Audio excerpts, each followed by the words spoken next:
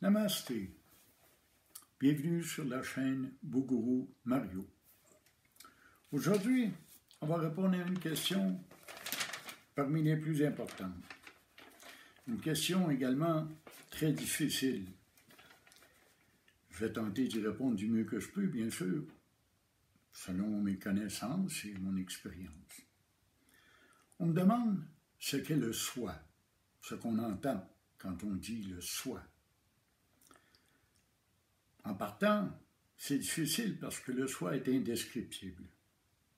Au mieux, pouvons-nous le concevoir, c'est-à-dire qu'on peut se faire une idée de ce qu'est le soi, mais on ne peut le décrire véritablement. Pourquoi? Parce qu'on ne peut pas voir le soi, comme les yeux ne peuvent se voir eux-mêmes. Le soi, on en dit qu'il est être, conscience, béatitude. Le meilleur exemple, c'est dans le sommeil profond. Dans le sommeil profond, sans rêve, on est. On est vivant, on existe. Et notre conscience est présente, parce qu'au réveil, on le sait qu'on était présent. Donc, on était conscient durant le sommeil. Mais c'est une conscience sans objet. Puis au réveil, on dit toujours qu'on a bien dormi. On était en paix. On s'est reposé, on était bien. Donc, on dit du soi qu'il est être, conscience, béatitude. Le soi, c'est le « je suis » sans le « je ». C'est l'être pur. C'est pas un « je suis vivant », je suis Mario, je suis un homme, je suis retraité, je suis beau, je suis laid, je suis grand ou petit. C'est un « je suis » sans qualificatif. Un « je suis » sans le « je ». C'est la meilleure façon que je trouve de décrire l'être, conscience, béatitude. Notre vraie nature, c'est le soi. Certes, nous avons un corps, nous avons des pensées, nous avons des émotions, mais ce n'est pas notre véritable identité. Ça fait partie des objets que nous pouvons percevoir. Mais nous sommes le sujet percevant, nous sommes le soi, la conscience qui éclaire et qui crée ce monde. Je ne cesse de le répéter parce que c'est la vérité de l'Advaita Vedanta. Tout l'enseignement de la voie directe tient en ces quelques paroles. On ne peut pas voir le soi. On ne peut pas voir ce qu'on est. Pareil comme un couteau ne peut pas se trancher lui-même. Vous savez, si vous prenez un couteau pour couper quelque chose, le couteau ne peut pas se couper lui-même. Si vous prenez une lampe de poche, disons, une petite lampe pour éclairer des objets, elle est capable d'éclairer tous les objets qu'il y a autour d'elle, mais la lampe de poche ne peut pas s'éclairer elle-même. C'est impossible. On ne peut donc pas percevoir la conscience primordiale, mais on peut l'être, on l'est, on n'est que cela, on n'est que le soi. Mais on ne peut pas percevoir le soi. C'est là qu'est la difficulté. Des fois, les gens me disent, est-ce que je suis en état d'éveil?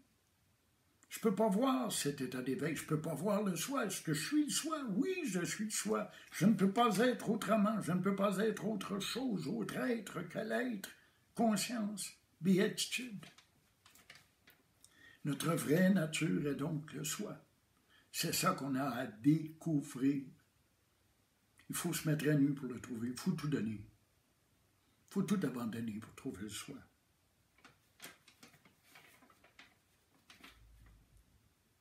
Tout ce qu'on peut faire, c'est être. Être témoin, être spectateur de l'instant présent. Être témoin du corps, être témoin des pensées, des émotions. C'est ça l'état d'être du soi. C'est un état de témoin. Être, conscience sans objet, sans perception, paix, vide, espace, comme dans le sommeil profond. On ne cesse pas les perceptions quand on est dans le soi, mais on cesse de s'y identifier. On cesse de croire nos pensées, on cesse de croire nos émotions. On cesse de croire qu'on est ce corps fait de chair, d'os, de sang. C'est ça. l'expérience de l'Advaita Vedanta, de l'expérience de la voie directe. On peut en faire l'expérience directement. Il y a différentes étapes, ça demande beaucoup de pratique, mais on peut y arriver. Puis pourquoi y arriver? Parce que c'est ça qui est le bonheur total, qui est la béatitude, qui est la paix. Le bonheur que tous cherchent, parce qu'on cherche tous le bonheur. Il y a deux choses qui nous amènent à la spiritualité. Il y a la souffrance. Quand on est tanné de souffrir, on cherche autre chose. On cherche à s'en sortir, on cherche à mettre fin à la souffrance. On demande l'aide de Dieu, son secours, son aide, sa protection. Ou encore, il y a la recherche du bonheur. Quand on se rend compte qu'on ne sera jamais heureux ni avec les possessions, ni avec le savoir, ni avec le pouvoir, ni avec rien. On se rend compte qu'on peut être heureux juste avec le soi, avec l'être. C'est l'être qui est heureux. C'est pas à cause des possessions, pas à cause de quelque chose d'extérieur. Cesser de s'identifier aux perceptions, c'est devenir témoin, tout simplement. C'est ça qu'elle soit. C'est une expérience directe, c'est pas une théorie, c'est pas du savoir. Certes, on doit d'abord passer par le savoir. On doit le savoir avant de l'être. Encore une fois, je le répète, c'est la différence entre le savoir et le connaître, la connaissance. On connaît ce qu'on est, on connaît ce qu'on expérimente.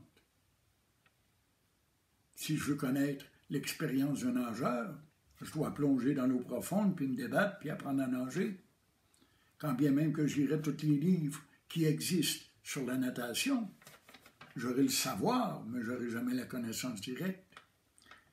Ce que je vous propose, c'est l'expérience directe, c'est ça que je veux vous enseigner. C'est ça que j'espère que vous allez trouver. Connaître votre soi, votre vrai soi. C'est un état de témoin, je le répète, un état de témoin de l'instant présent. Pas seulement vivre l'instant présent, mais être témoin des perceptions de l'instant présent. Témoin du corps, de ses manifestations, des battements du cœur. Certains parviennent même à être tellement témoins, à tellement percevoir qu'ils peuvent sentir le sang couler dans leurs veines.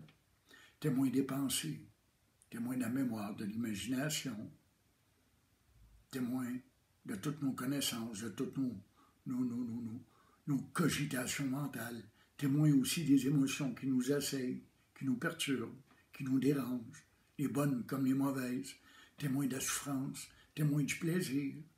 Mais tout ça, c'est pas moi. Ça, c'est le petit jeu qu'il vit, le petit moi. La vraie nature, c'est le soi. Il y a des outils pour parvenir à cette connaissance. La méditation en est un. Par la méditation, on peut retrouver ce je suis sans le je, le soi. On peut trouver cet être. Parce que par la méditation, on peut calmer suffisamment l'état mental et physique, et émotif aussi, bien sûr, jusqu'à percevoir derrière tout cela la conscience primordiale, la conscience qui éclaire le monde, qui crée le monde. C'est comme un état de sommeil éveillé, comme si on resterait dans le même état qu'on connaît dans le sommeil profond, mais tout en se réveillant, en étant présent dans le monde, en étant conscient du monde, en percevant les objets et ce qui arrive. Le corps, le mental, les émotions font leur travail, selon leur karma, selon leur nature, sans notre participation active. Ça aussi, on peut en faire l'expérience. On peut le faire très simplement. Le corps fait ce qu'il a à faire, sans notre secours, sans notre activité volontaire. On peut le faire d'une façon très simple. Asseyez-vous quelque part dans votre divan, ne faites rien, ne pensez à rien, ne décidez rien, ne désirez rien. Soyez juste conscient, juste témoin. Puis tout d'un coup, comme ça, il va passer une pulsion dans votre esprit. Ah, j'ai faim. Alors vous irez manger. Ah, tiens, j'ai le goût d'aller prendre l'air. Vous irez prendre une marche avec votre chien. Les pensées apparaissent à l'esprit. On peut en créer des pensées. Je peux faire des mathématiques, chercher des raisonnements, je peux imaginer des choses, créer des choses avec mon esprit. Mais quand on calme l'esprit par la méditation, on se rend compte que les pensées apparaissent. Elles défilent. Comme ça, elles défilent dans notre esprit. On peut les voir passer, comme des nuages qui passent dans le ciel. Puis on se rend compte alors qu'on n'est pas vraiment des êtres pensants, on est des êtres pensés. C'est différent. C'est pas nous qui agissons. Le corps agit de lui-même. La meilleure preuve, c'est qu'on a très peu conscience de ce qui se passe dans notre corps. Quand j'ingurgite un aliment, je n'ai pas conscience de toute sa digestion jusqu'à son excrétion. Je ne sais pas comment ça fonctionne, même à la perfection, là, je ne le sais pas, je ne connais pas tous les domaines. Je ne connais pas ça vraiment. Quand je respire de l'air, ça s'en va dans mes poumons, dans mes bronches, ça fait tout son chemin, ça s'en va dans mon sang. Je ne suis pas conscient de ça. Évidemment, je peux me concentrer puis prendre conscience de la respiration qui entre et qui sort. Mais je ne suis pas celui qui respire. Je suis le témoin de la respiration. Le corps respire de lui-même, le corps agit de lui-même, le corps pense de lui-même. Le corps subit ou crée des émotions de lui-même. Je ne suis pas ce corps, je ne suis pas ces émotions. Je ne suis pas ce mental. C'est ça, l'éveil. C'est d'être un je suis sans le je. C'est d'être ce qu'on a toujours été, ce qu'on n'a jamais cessé d'être. C'est d'être la conscience primordiale, car on est conscient d'être conscient. Mais cette seconde conscience, c'est la conscience individuelle. Elle vient et va. Comme dans le sommeil profond, elle disparaît. Mais la conscience primordiale demeure, toujours et à jamais. Elle est immortelle, elle est éternelle, elle est infinie. C'est le vide, l'espace, le silence. C'est la béatitude. C'est la paix la plus grande qui puisse exister. Encore une fois, je vous invite à vous abonner et à partager à la chaîne Boguru Mario. Vous pouvez m'envoyer vos questions, vos commentaires ou tout autre sujet qui vous intéresse à l'adresse que voici, Boguru, B-O-G-O-U-R-O-U, @gmail.com, sur Facebook ou sur Messenger. Et croyez-moi, je vais y répondre. Je vais y répondre le plus vite possible. Et enfin, ma petite pause publicitaire. Les toiles qui se trouvent derrière moi sont disponibles sur mon site Facebook, intitulé « Artiste peintre, toile à vendre, Mario Martel ». Je vous remercie de votre écoute. À la prochaine.